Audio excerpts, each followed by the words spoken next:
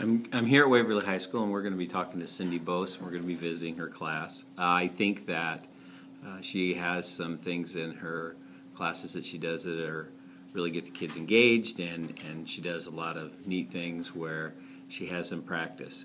I think that, you know, the bottom line is we need to find out what good teachers do. We need to, it's not so much of trying to find and do lots of new things and big things, but I think if we can just highlight a few things that people are doing that they can put in to their classrooms, I think it makes a big difference. Waverly High School is a great place to try these things out because we've got good teachers, we've got committed teachers, and I think it'll be fun today. Okay, sitting here with Cindy Bose. Really excited about being in your class today. Oh, yeah. Yeah, tell me. Fabulous for you. That's right. So just tell me a little bit about the kids, the class, and what you want to cover today, what you're going to teach, and then a little bit about the technique we're going to see. Okay. It's AP Calculus. So they took a quiz yesterday, so they'll get that back first. And then I introduced something about antiderivatives, because this chapter that we're in is applications of derivatives. So they're learning different ways that they can use derivatives in order to answer questions and solve some real-life problems. So they looked at some problems yesterday where they had to figure out how to work backwards in order to use a derivative to answer questions. So we'll finish up that problem and just kind of refresh their memory in terms of what it was that we did, why did we do what we did. And then I'll split them up into groups of about 4. And they will get 4 problems on a piece of paper. So 4 different pieces of paper, 4 different problems. Each of them will start one of the problems, and they'll do one step on the problem, and then they'll pass it to the next person. So we're going to do a little pass the problem activity. So this class has never done that before, so it'll be interesting to see how they do on it. But the purpose is to get them to think in terms of one step to the next step and what the thought process is in that. And their task is to initial the problem or initial the step when they get done, so that if anybody has a question down the line in terms of what they were thinking when they did the problem or did that step, they can go back and be asked about it. So tell me, why do you have them do that with a partner and choreograph it that way, as opposed to just having them do seat work? I mean, what do you get out of, what do you hope to get out of?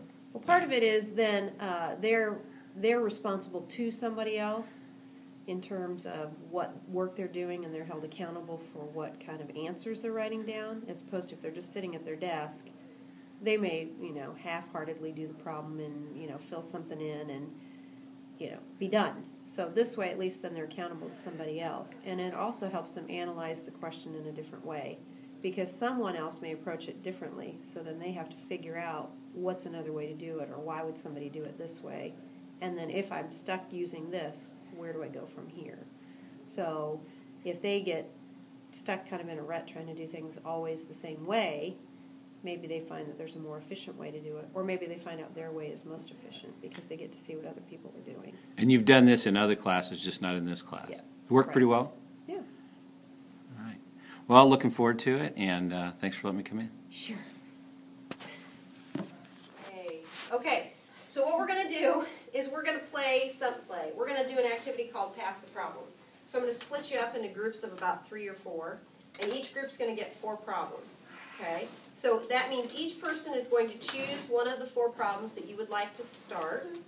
They're all going to be similar, but not exactly the same as this one. So what you're going to do is you're going to do one step of the problem. So your first step might be just to find the antiderivative here. Okay? So once you find that, you're going to initial next to your work, and you're going to pass the problem to the person to your right. By the same token, then, that means you're going to be getting problems back that somebody else has already started. So you have to go back and look to see what their work is, and then you have to do the next step. Now, you have some leeway on what you believe the next step to be. Sometimes it's just finding C. Sometimes it might be doing the equation. Sometimes you might say, I'll write this it's equal to 0, but I'll leave the factoring out for somebody else. That's completely up to you. But the key is initial your work, so that if somebody has a question later, they know who to ask and how to fix it, or figure out what they need to do, or understand what the person was thinking when they did it. All right? So the object is to just keep passing it after each step until the problem is completely finished. But you have to make sure you read all the previous stuff so that you know what was done, so that it makes sense. Okay, questions on the process? Wait, so what do you do if they messed up one of the steps? If they messed up one of the steps, ask them what they were thinking, and then see if you can help convince them they're correct. Or maybe you find out that you were wrong and they were right. Yeah, so it's just that way you can ask as you're thinking about what you're doing. Other questions? Okay, so there's the instructions. Now I'm going to split you guys up. We're going to use name cards today. But we're going to have to put Casey and Maddie, you guys got to be in the same group. Okay. You guys good with that? Yeah. Okay.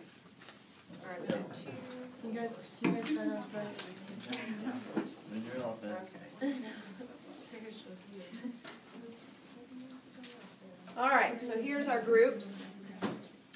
We will do, calling everybody out who's not here. So Casey, TJ, Sarah, and Maddie, you guys will be my group of 4.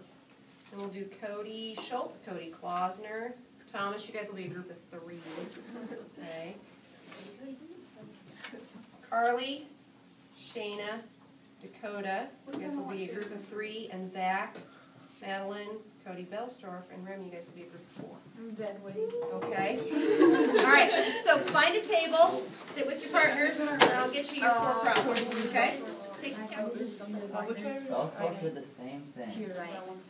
Well, notice who are the overachievers on the 2 girls. Huh?